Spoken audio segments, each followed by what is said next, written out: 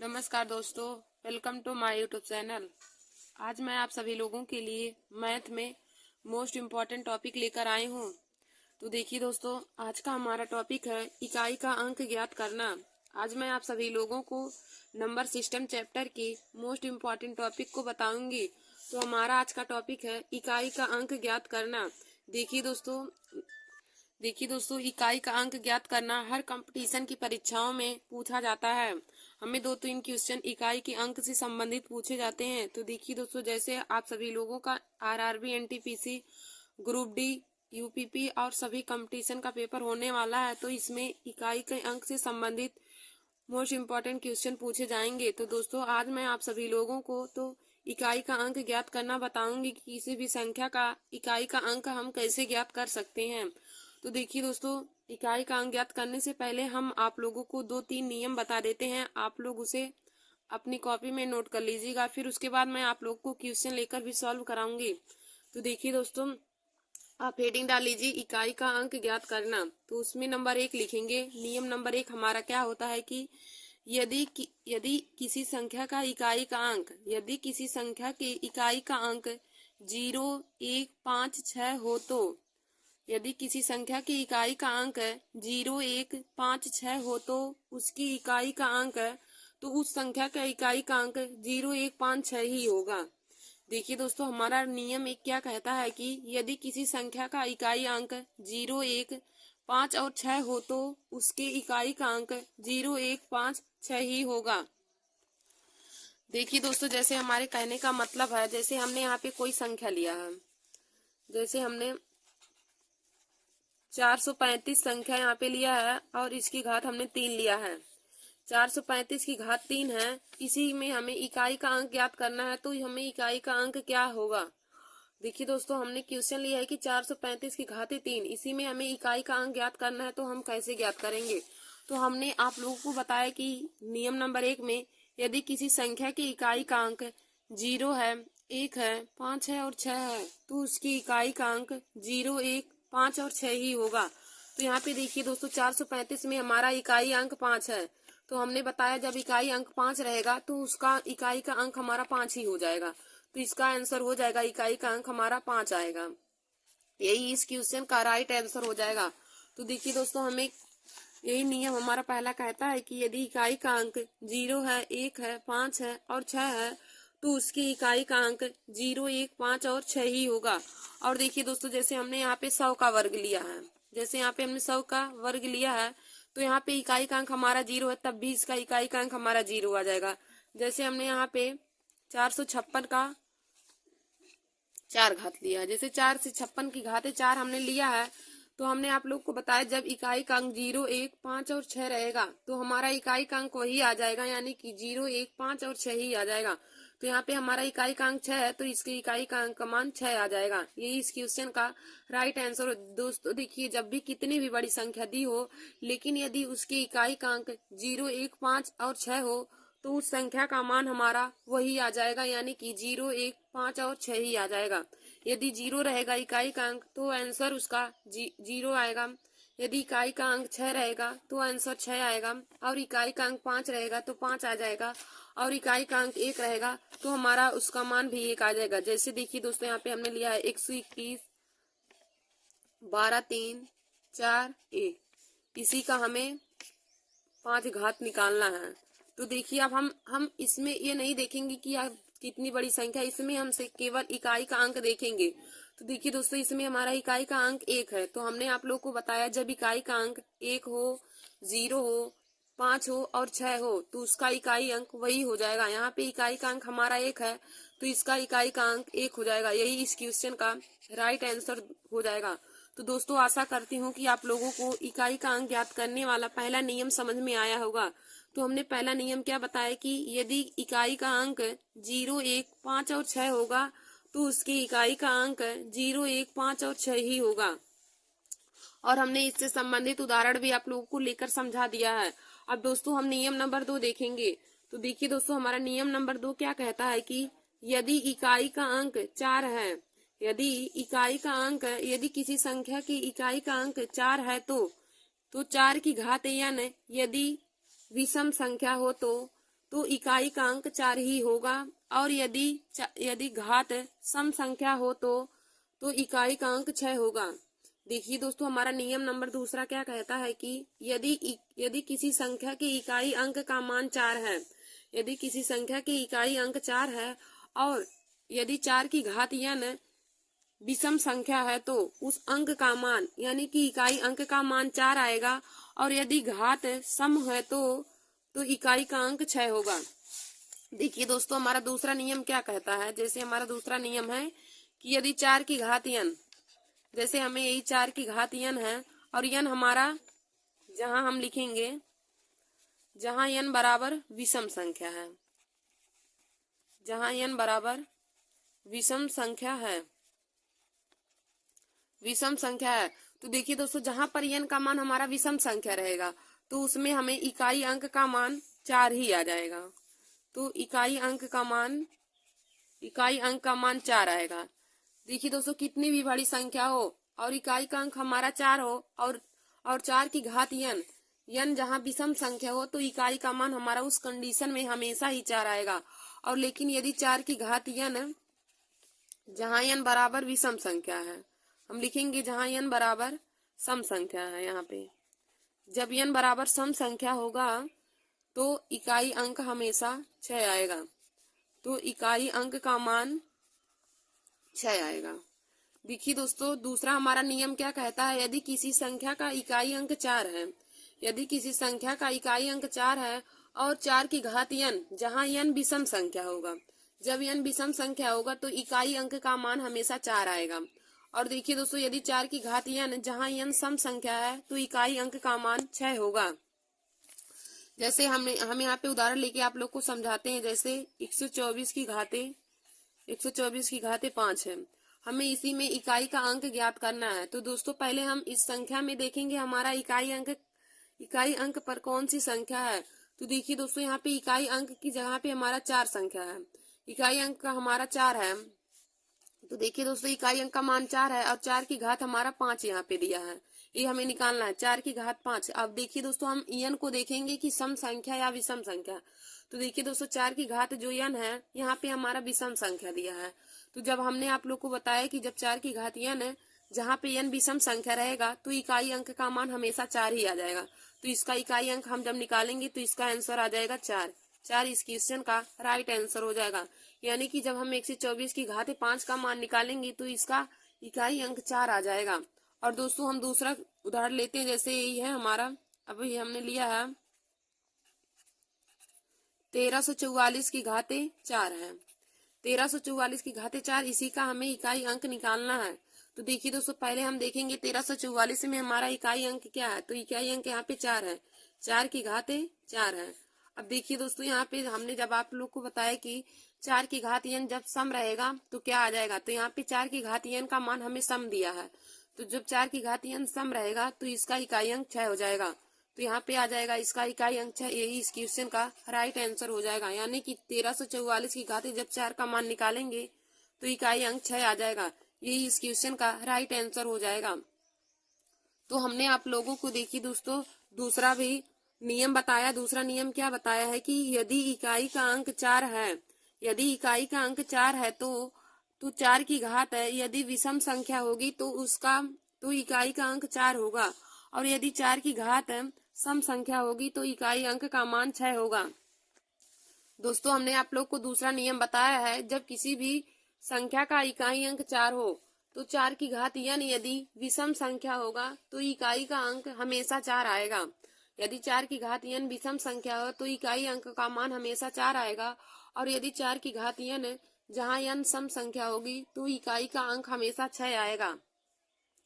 दोस्तों, 4 की घात में बस हम इकाई अंक देखेंगे और उसकी घात को देखेंगे। जब घात का मान सम संख्या दिया रहेगा तो हमेशा इकाई का अंक 6 आएगा। और यदि घात का मान विषम संख्या दिया रहेगा तो इकाई अंक का मान हमेशा 4 आएगा। तो दोस्तों, आशा करती हूँ कि आप लोगों को दूसरा नियम भी समझ में आया होगा। फिर आगे हम तीसरा नियम देखेंगे। इकाई अंक ज्ञात करने का तीसरा नियम क्या है। तो देखिए दोस्तों, तीसरा नियम है कि यदि किसी भी संख्या का इकाई अंक 9 है, यदि किसी संख्या का इकाई अंक 9 है तो 9 की घात n सम संख्या है। यदि किसी संख्या की इकाई का अंक 9 है और यदि 9 की घात n सम संख्या है तो इकाई अंक का मान हमेशा 1 होगा। और यदि 9 की घात n विषम संख्या होगा तो इकाई अंक का मान 9 ही होगा। देखिए दोस्तों, हमारा नियम तीसरा क्या कहता है कि यदि इकाई का अंक 9 है, यदि किसी भी संख्या का इकाई अंक 9 है तो 9 की घात n यदि सम संख्या होगा तो इकाई अंक का मान 1 होगा। और यदि 9 की घात n विषम संख्या होगा तो इकाई का अंक हमेशा 9 होगा। देखिए दोस्तों, नियम नंबर हमने तीसरा क्या बताया कि यदि किसी भी संख्या का इकाई अंक 9 होगा और 9 की घात n यदि विषम संख्या होगा। हमारा तीसरा क्या है कि यदि 9 की घात n जहां हम लिखेंगे जहां n विषम संख्या होगा, जहां n विषम संख्या होगा तो इकाई का अंक हमेशा 1 आएगा। देखिए दोस्तों, जब 9 की घात n जहां n विषम संख्या होगा तो हमेशा इकाई का अंक 9 आएगा, 1 नहीं आएगा, एक सम संख्या रहने पे आएगा। तो जहां 9 की घात n है और जहां n विषम संख्या होगा तो इकाई का अंक का मान हमेशा 9 आएगा। और यदि 9 की घात n जहां n सम संख्या होगा तो इकाई का अंक हमेशा 1 आएगा। तो इकाई अंक का मान हमेशा 1 आएगा। देखिए दोस्तों, हमने आप लोग को तीसरा नियम बताया कि यदि 9 की घात n है जहां n विषम संख्या है, यदि 9 की घात n है जहां n विषम संख्या है तो इकाई अंक का मान हमेशा 9 आएगा। और 9 की घात n है जहां n सम संख्या है तो इकाई का अंक हमेशा 1 आएगा। जब n बराबर सम संख्या होगा तो इकाई अंक का मान 1 आएगा और जब n बराबर विषम संख्या होगा तो इकाई का अंक 9 आएगा। हम यहाँ पे उदाहरण लेके आप लोग को समझाते हैं। देखिए दोस्तों, जैसे हमें यही 9 की घात 4 का मान निकालना है, 9 की घात 4 का मान हमें निकालना है तो हमने बताया यदि 9 की घात n विषम संख्या रहेगा तो मान 9 आएगा और यदि 9 की घात n सम संख्या रहेगा तो इकाई अंक का मान हमेशा 1 आएगा।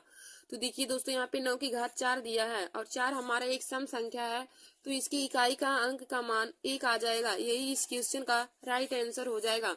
अब देखिए दोस्तों, हमने यहाँ पे दूसरा क्वेश्चन लिया, जैसे 729 की घाते 3 का मान हमें ये निकालना है। 729 की घाते 3 का मान निकालना है तो देखिए दोस्तों, इस संख्या में दी गई संख्या में इकाई अंक का मान हमें 9 दिया है। दी गई संख्या में इकाई अंक का मान हमें 9 दिया है। अब हम 9 की घात 3 का मान निकालेंगे तो यहाँ पे 9 की घाते हमें 3 दिया है, यानी कि 9 की घाते n एक विषम संख्या है। तो जब विषम संख्या रहेगा तो इकाई अंक का मान हमेशा 9 आ जाएगा, तो इसका मान हमेशा 9 हो जाएगा। यही इस क्वेश्चन का राइट आंसर हो जाएगा। तो दोस्तों, आशा करती हूँ कि आप लोग को तीसरा नियम भी समझ में आया होगा। तो तीसरा नियम हमारा क्या था कि यदि इकाई का अंक 9 है तो 9 की घाते यदि किसी भी संख्या का इकाई अंक 9 होगा और 9 की घाते n सम संख्या होने पर इस इकाई का अंक 1 होगा। और यदि 9 की घाते n विषम संख्या होगा तो इकाई का अंक हमेशा 9 आएगा।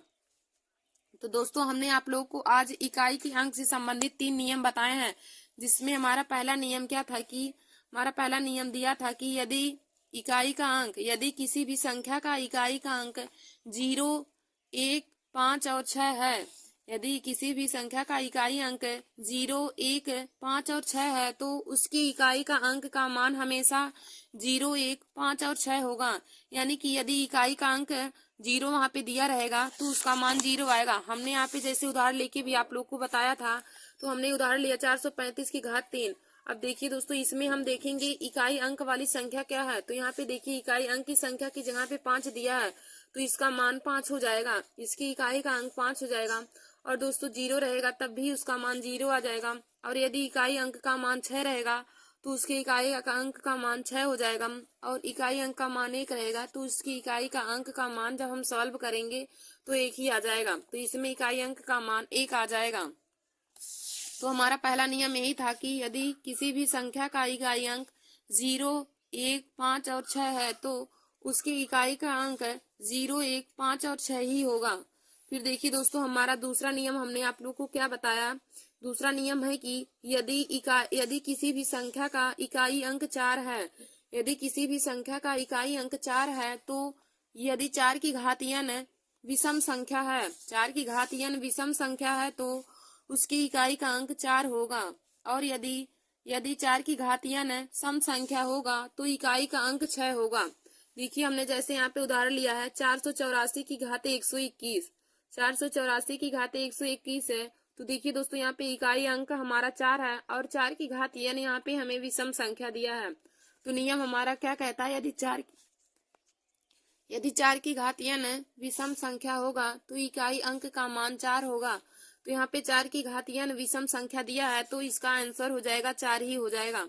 फिर देखिए दोस्तों, फिर हमने दूसरा उदाहरण क्या लिया है, 484 की घाते 2, यानी कि यहाँ पे 4 की घात n हमारा सम संख्या दिया है। तो हमने बताया यदि घात सम संख्या रहेगी तो उसका मान 6 होगा। तो यहाँ पे इकाई का अंक 6 हो जाएगा।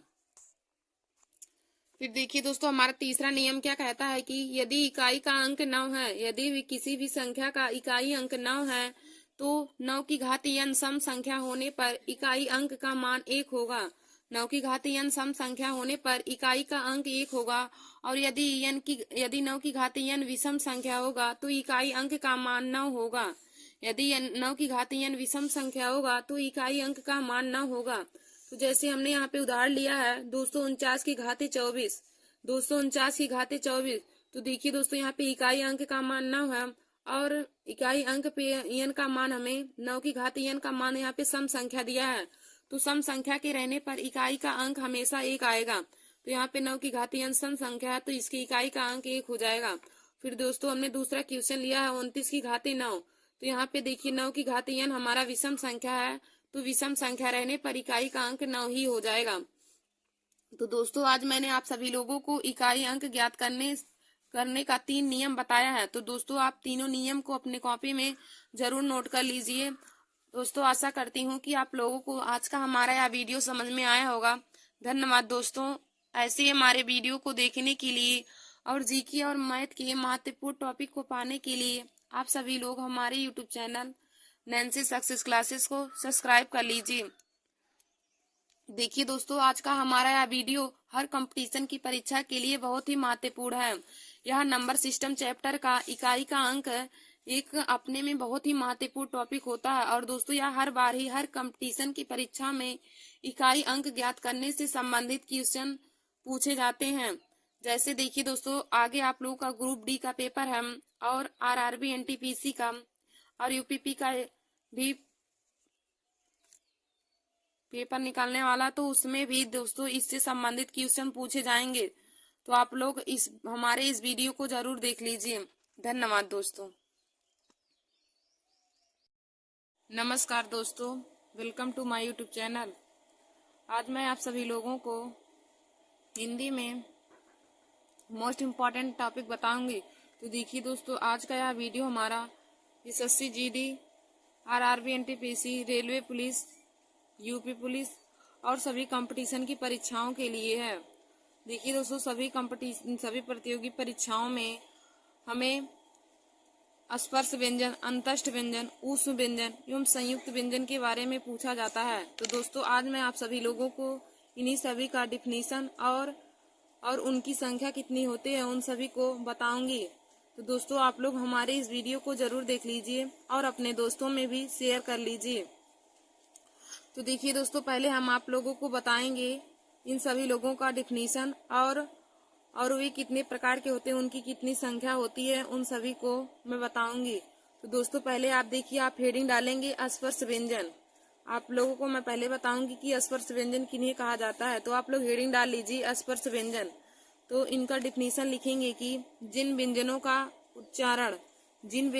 उच्चारण करते समय हवा कंठ तालु मूर्धा दांत एवं ओष्ठों का स्पर्श करके मुख से बाहर आती है। जिन व्यंजनों का उच्चारण करते समय, देखिए दोस्तों स्पर्श व्यंजन का हम परिभाषा लिखेंगे कि जिन व्यंजनों का उच्चारण करते समय हवा कंठ तालु मूर्धा दांत या ओठों का स्पर्श करके मुख से बाहर आती है उसे अस्पर्श व्यंजन कहते हैं। देखिए दोस्तों, अस्पर्श व्यंजन की परिभाषा हो जाएगा कि जिन व्यंजनों का उच्चारण करते समय हवा कंठ, कामतालु, कामामूर्धा, कामादांत या ओठों का स्पर्श करके मुख से बाहर आती है उसे स्पर्श व्यंजन कहते हैं। अब दोस्तों हम आप लोग को बताएंगे कि स्पर्श व्यंजन की संख्या कितनी होती है। तो देखिए दोस्तों, हिंदी वर्णमाला में स्पर्श व्यंजनों की संख्या 25 होती है। हिंदी वर्णमाला में स्पर्श व्यंजनों की संख्या 25 होती है और यह का से लेके माँ तक होते हैं। तो आप लोग इसका मतलब ट्रिक जान सकते हैं कि स्पर्श व्यंजन का ट्रिक कम होता है, यानी कि का से लेकर माँ तक, यानी कि का वर्ग हो जाएगा हमारा, का वर्ग हो जाएगा, चा वर्ग हो जाएगा, टा वर्ग, ता वर्ग और पा वर्ग। तो यह पांच वर्गों में हमारा 25 व्यंजन आ जाएगा और जिनको हम स्पर्श व्यंजन कहते हैं। 25 आ जाएगा जिन्हें स्पर्श व्यंजन कहा जाता है। तो का वर्ग से लेकर पा वर्ग तक हमारे स्पर्श व्यंजन होते हैं और स्पर्श व्यंजन की याद करने का ट्रिक है कम, यानी का से माँ तक। तो स्पर्श व्यंजनों की संख्या 25 होती है। देखिए दोस्तों, स्पर्श व्यंजन की संख्या 25 होती है। फिर हम अगला आप लोग को बताएंगे अंतस्थ व्यंजन। हमारा अगला है हेडिंग है अंतस्थ व्यंजन। फिर हम अगला आप लोग को बताएंगे दोस्तों अंतस्थ व्यंजन। तो आप लोग हेडिंग डाल लीजिए अंतस्थ व्यंजन। तो इसका परिभाषा हो जाएगा जिन व्यंजनों का उच्चारण करते समय स्वर व व्यंजनों के मध्य होता है। जिन व्यंजनों का उच्चारण स्वर व व्यंजनों के मध्य होता है उन्हें अंतस्थ व्यंजन कहा जाता है। देखिए दोस्तों, अंतस्थ व्यंजन का डिफिनीशन हो जाएगा कि जिन व्यंजनों का उच्चारण स्वर तथा व्यंजनों के मध्य होता है उन्हें अंतस्थ व्यंजन कहते हैं। और हिंदी वर्णमाला में अंतस्थ व्यंजनों की संख्या 4 होती है। देखिए दोस्तों, हिंदी वर्णमाला में अंतस्थ व्यंजनों की संख्या 4 होती है। और अंतस्थ व्यंजन कौन कौन से होते हैं? या, रा, ला और वा। देखिए दोस्तों, अंतस्थ व्यंजन हमारे या है, रा है, ला है और वा है। अंतस्थ व्यंजन की संख्या 4 होती है और जिनमें है चारों हमारे या है, रा, ला और वा। या, रा, ला, वा हमारे अंतस्थ व्यंजन है। तो दोस्तों, मैंने आप लोगों को अंतस्थ व्यंजन का परिभाषा बताया कि जिन व्यंजनों का उच्चारण स्वर व व्यंजन के मध्य होता है, जिन व्यंजनों का उच्चारण स्वर व व्यंजन के मध्य होता है, स्वर व व्यंजनों के मध्य होता है उन्हें अंतस्थ व्यंजन कहा जाता है। देखिए दोस्तों, अंतस्थ व्यंजन होते हैं जो हमारे बहुत ही अंदर से निकलते हैं, हमारे शरीर में बहुत अंदर से निकलते हैं, तो उन्हें अंतस्थ व्यंजन कहा जाता है। तो अंतस्थ व्यंजन की संख्या 4 हो जाएंगी। यदि आप लोगों से पूछे कि हिंदी वर्णमाला में अंतस्थ व्यंजनों की संख्या कितनी होती है, तो देखिए दोस्तों, हिंदी वर्णमाला में अंतस्थ व्यंजनों की संख्या 4 होती है। और हमारे अंतस्थ व्यंजन कौन कौन से हैं? तो अंतस्थ व्यंजन होते हैं या, रा, ला और वा। या, रा, ला और वा हमारे अंतस्थ व्यंजन हैं। फिर दोस्तों आगे हम आप लोगों को बताएंगे ऊष्म व्यंजन। तो आप लोग हेडिंग डाल लीजिए ऊष्म व्यंजन। ऊष्म व्यंजन, तो इसमें हम आप लोग को डिफिनीशन बताएंगे ऊष्म व्यंजन का। तो आप लोग लिखेंगे कि जिन व्यंजनों का उच्चारण करते समय हवा मुख में या मुंह में टकराकर ऊष्मा पैदा करती है। जिन व्यंजनों का उच्चारण करते समय हवा मुख में या मुंह में टकराकर ऊष्मा पैदा करती है उन्हें ऊष्म व्यंजन कहते हैं। देखिए दोस्तों, ऊष्म व्यंजन का परिभाषा हो जाएगा कि जिन व्यंजनों का उच्चारण करते समय हवा मुंह में टकराकर ऊष्मा पैदा करती है। जिन व्यंजनों का उच्चारण करते समय हवा मुंह में टकराकर ऊष्मा पैदा करती है उन्हें ऊष्म व्यंजन कहते हैं। देखिए दोस्तों, जब आप किसी भी व्यंजन का उच्चारण करेंगे और उच्चारण करते समय आपके मुख से हवा निकल करके या हवा टकरा करके मुख में हवा टकरा करके ऊष्मा पैदा करेगी, तब उन्हें हम ऊष्म व्यंजन कहते हैं। तो देखिए दोस्तों, ऊष्म व्यंजन की संख्या 4 होती है। ऊष्म व्यंजन की संख्या 4 होती है और चारों ऊष्म व्यंजन कौन कौन से हैं? तो हो जाएगा बड़द सा, खट्टी सा, छोटा सा और हा। बड़द सा, खट्टी सा, छोटा सा और हा हमारे ऊष्म व्यंजन हैं। तो देखिए दोस्तों, ऊष्म व्यंजन की संख्या 4 हो जाएगा और ऊष्म व्यंजन है बड़द सा, खट्टी सा, छोटा सा और हा। बड़द सा, खट्टी सा, छोटा सा, हा हमारे ऊष्म व्यंजन हैं। फिर दोस्तों, हमने आप लोगों को देखिए बताया कि ऊष्म व्यंजन का परिभाषा क्या हो जाएगा कि जिन व्यंजनों का उच्चारण करते समय हवा मुख में टकराकर ऊष्मा पैदा करती है, उन्हें ऊष्म व्यंजन कहा जाता है। और ऊष्म व्यंजन की संख्या 4 होती है। देखिए दोस्तों, ऊष्म व्यंजन की संख्या 4 हो जाती है। और हमारे ऊष्म व्यंजन कौन कौन से हैं? तो बड़ा सा, खट्टी सा, छोटा सा और हा। बड़ा सा, खट्टी सा, छोटा सा और हा, यह ऊष्म व्यंजन है। अब दोस्तों आगे मैं आप लोगों को बताऊंगी संयुक्त व्यंजन। तो आप लोग हेडिंग डाल लीजिए संयुक्त व्यंजन। तो आप लिखेंगे कि दो अलग अलग व्यंजनों के योग से बने व्यंजनों को संयुक्त व्यंजन कहते हैं। दो अलग अलग व्यंजनों के योग से बने व्यंजनों को संयुक्त व्यंजन कहते हैं। देखिए दोस्तों, संयुक्त व्यंजन का परिभाषा हो जाएगा कि दो अलग अलग व्यंजनों के संयोग से बने व्यंजनों को संयुक्त व्यंजन कहते हैं। और संयुक्त व्यंजन की संख्या 4 होती है। देखिए दोस्तों, हिंदी वर्णमाला में संयुक्त व्यंजनों की संख्या 4 होती है। और संयुक्त व्यंजन का परिभाषा होता है कि दो अलग अलग व्यंजनों के संयोग से बने व्यंजन को संयुक्त व्यंजन कहते हैं। और संयुक्त व्यंजन की संख्या 4 होती है। और संयुक्त व्यंजन हमारे कौन कौन से हो जाएंगे? छ, त्र, ज्ञ और स्र। तो संयुक्त व्यंजन की संख्या हिंदी वर्णमाला में 4 होती है। और हमारे संयुक्त व्यंजन कौन कौन से हैं? तो दोस्तों छत्र हैं, त्र हैं, ज्ञ और स्र। छत्र, त्र, ज्ञ और स्र संयुक्त व्यंजन है। अब देखिए दोस्तों, हम देखेंगे कि संयुक्त व्यंजन हमारे किन किन व्यंजनों के योग से बनते हैं। तो यह बहुत ही इम्पोर्टेंट टॉपिक है। संयुक्त व्यंजन का जो योग होता है उनके बारे में हमें बहुविकल्पी क्वेश्चन में दिया रहता है कि छत्र किन किन व्यंजनों के योग से बनता है, या फिर त्र किन किन व्यंजनों के योग से बनता है। तो देखिए दोस्तों, मैं आप लोगों को यह सभी बता देती हूँ। तो देखिए दोस्तों, छत्र जो हमारा होता है तो किसके संयोग से बनता है, यानी कि किस व्यंजन के संयोग से बनता है। तो देखिए दोस्तों, जो छत्र है वह आधा का और खट्टी सा के संयोग से बनता है। जो छत्र होता है आधा का और खट्टी सा के संयोग से बनता है। और हमारा जो त्र है वह आधा ता और रा के संयोग से बनता है। जो त्र है वह आधा ता और रा के संयोग से बनता है। फिर हम आगे देखेंगे ज्ञ। तो देखिए दोस्तों, ज्ञ आधा जा प्लस इया के संयोग से बनता है। ज्ञ जो है वह आधा जा प्लस इया के संयोग से बनता है। अब हम आगे देखेंगे स्रा। तो देखिए दोस्तों, स्रा बड़ा सा आधा बड़ा सा और रा के संयोग से स्रा बनता है। जो स्रा है वह आधा बड़ा सा और रा के संयोग से बनता है। तो दोस्तों, मैंने आप लोग को संयुक्त व्यंजन का परिभाषा बताया कि दो अलग अलग व्यंजनों की संयोग से बने व्यंजनों को संयुक्त व्यंजन कहते हैं। दो अलग अलग व्यंजनों की संयोग से बने व्यंजनों को संयुक्त व्यंजन कहते हैं। और हिंदी वर्णमाला में संयुक्त व्यंजनों की संख्या 4 होती है।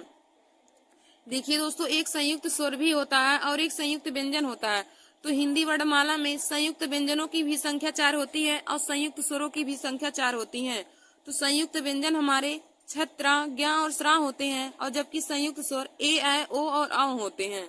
ध्यान दीजिए दोस्तों आप इस बात पर कि संयुक्त स्वर और संयुक्त व्यंजन हमारे दो टॉपिक हैं।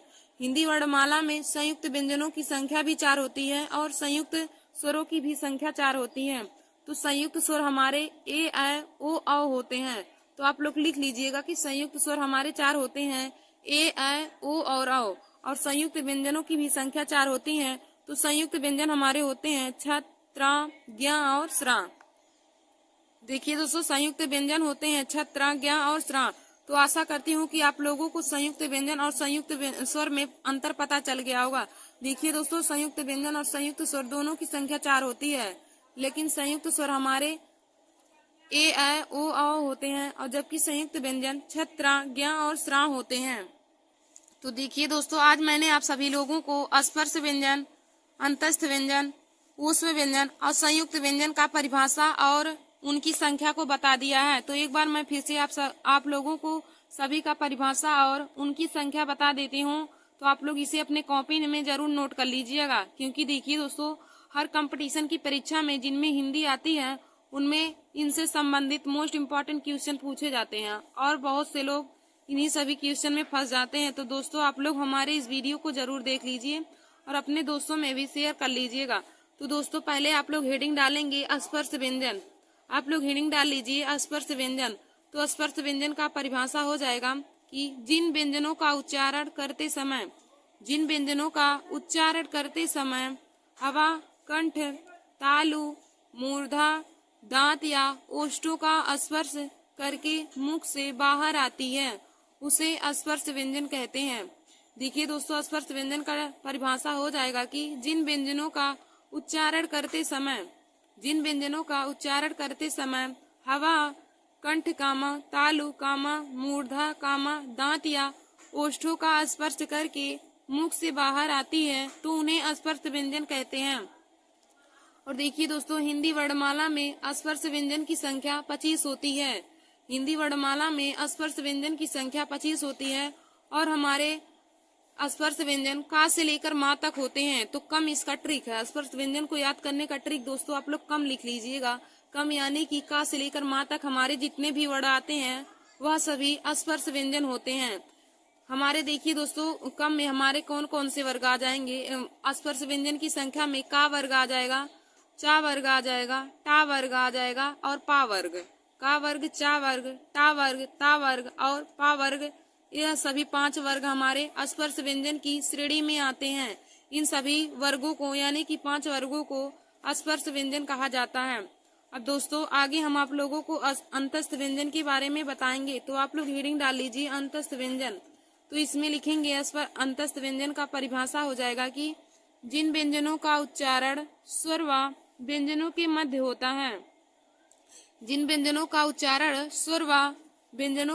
होता है, उन्हें अंतस्थ व्यंजन कहते हैं। देखिए दोस्तों, अंतस्थ व्यंजन का डिफिनीशन हो जाएगा कि जिन व्यंजनों का उच्चारण करते समय या जिन व्यंजनों का उच्चारण स्वर व व्यंजन के मध्य होता है उन्हें अंतस्थ व्यंजन कहते हैं। और हिंदी वर्णमाला में अंतस्थ व्यंजनों की संख्या 4 होती है। देखिए दोस्तों, हिंदी वर्णमाला में अंतस्थ व्यंजनों की संख्या 4 होती है और हमारे अंतस्थ व्यंजन कौन कौन से हैं। तो या हैं रा, ला और वा। या, रा, ला और वा अंतस्थ व्यंजन है। फिर हमारा अगला हमने आप लोग को बताया था ऊष्म व्यंजन। तो देखिए दोस्तों, अगला ऊष्म व्यंजन है। तो आप लोग ऊष्म व्यंजन हेडिंग डाल के इसमें परिभाषा लिखेंगे कि जिन व्यंजनों का उच्चारण करते समय हवा मुख में टकराकर ऊष्मा पैदा करती है उन्हें ऊष्म व्यंजन कहते हैं। देखिए दोस्तों, ऊष्म व्यंजन का परिभाषा हो जाएगा कि जिन व्यंजनों का उच्चारण करते समय हवा मुंह में टकराकर ऊष्मा पैदा करती हैं उन्हें ऊष्म व्यंजन कहते हैं। अब देखिए दोस्तों, हिंदी वर्णमाला में ऊष्म व्यंजनों की संख्या 4 होती है। हिंदी वर्णमाला में ऊष्म व्यंजन की संख्या 4 होती हैं। तो ऊष्म व्यंजन की संख्या 4 होती हैं तो हमारे कौन कौन से ऊष्म व्यंजन होते हैं। तो देखिए दोस्तों, बड़स सा, खट्टी सा, छोटा सा और हा। बड़स सा, खट्टी सा, छोटा सा और हा, यह हमारे ऊष्म व्यंजन है। तो ऊष्म व्यंजन की संख्या 4 होती है। फिर हम आगे देखेंगे संयुक्त व्यंजन। तो दोस्तों आप लोग हेडिंग डाल लीजिए संयुक्त व्यंजन। इसमें लिखेंगे कि 2 अलग अलग व्यंजनों के योग से बने व्यंजनों को संयुक्त व्यंजन कहते हैं। 2 अलग अलग व्यंजनों के संयोग से बने व्यंजन को संयुक्त व्यंजन कहते हैं। संयुक्त व्यंजन की संख्या 4 होती है। तो देखिए दोस्तों, संयुक्त व्यंजन की संख्या 4 होती है। हिंदी वर्णमाला में संयुक्त व्यंजनों की संख्या 4 होती है। हमारे संयुक्त व्यंजन होते हैं छत्र, ज्ञ और श्राम। छत्र, ज्ञ और श्राम। अब देखिए दोस्तों, हम आप लोग को बताएंगे कि संयुक्त व्यंजन किन 2 व्यंजनों के संयोग से बनते हैं। तो देखिए दोस्तों, जो हमारा छत्र होता है वह आधा का और खट्टी सा के संयोग से बनता है। छत्र जो होता है वह आधा का और खट्टी सा के संयोग से बनता है। और जो त्रा होता है वह आधा ता प्लस रा के संयोग से बनता है। और जो ज्ञा है वह आधा जा प्लस इया के संयोग से बनता है। जो ज्ञा होता है वह आधा जा और इया के संयोग से बनता है। फिर देखिए दोस्तों, जो स्रा होता है वह आधा बड़स्सा और रा के संयोग से बनता है। जो स्रा होता है आधा बड़स्सा और रा के संयोग से बनता है। तो दोस्तों, हमने आप लोग को बताया कि संयुक्त व्यंजनों की संख्या हिंदी वर्णमाला में 4 होती है। और देखिए दोस्तों, एक होता है कि संयुक्त व्यंजन है और एक संयुक्त स्वर भी होता है। तो संयुक्त स्वरों की भी संख्या 4 होती है और हमारे संयुक्त स्वर ए, ऐ, ओ, औ होते हैं। तो दोस्तों आप लोग संयुक्त स्वर को भी अपने कॉपी में नोट कर लीजिएगा कि संयुक्त स्वरों की संख्या 4 होती है, जो होते हैं ए, ऐ, ओ और औ। तो देखिए दोस्तों संयुक्त स्वर का भी वही परिभाषा हो जाएगा कि दो अलग अलग स्वरों के, देखिए संयुक्त व्यंजन में होता है कि दो अलग अलग व्यंजनों के संयोग से बने व्यंजन को संयुक्त व्यंजन कहते हैं। और संयुक्त स्वर का परिभाषा हो जाएगा कि दो अलग अलग स्वरों के संयोग से बने स्वरों को संयुक्त स्वर कहते हैं। और संयुक्त स्वरों की भी संख्या हिंदी वर्णमाला में 4 होती है।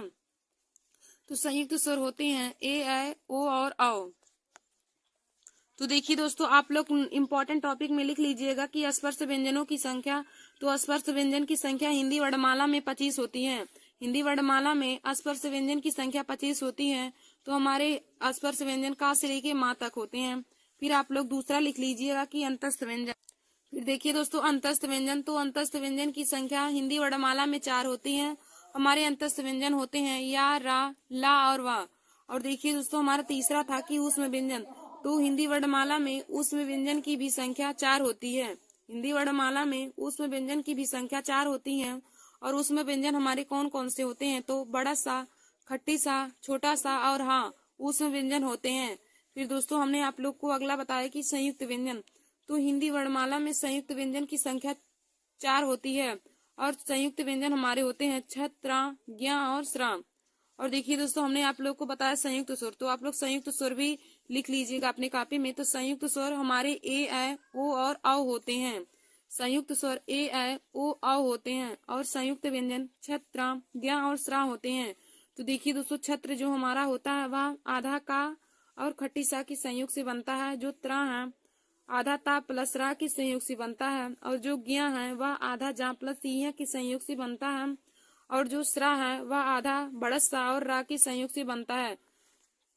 तो देखिए दोस्तों आज हमने आप लोगों को स्पर्श व्यंजन, अंतस्थ व्यंजन, ऊष्म व्यंजन और संयुक्त व्यंजन के बारे में बहुत ही अच्छे तरीके से बता दिया। और इनकी परिभाषा के साथ साथ इनकी संख्या को भी बता दिया कि कौन कौन से हमारे अंतस्थ व्यंजन होते हैं, ऊष्म व्यंजन, संयुक्त व्यंजन और हमारे संयुक्त स्वर होते हैं। तो आप लोग इन्हें अपनी कॉपी में नोट कर लीजिएगा।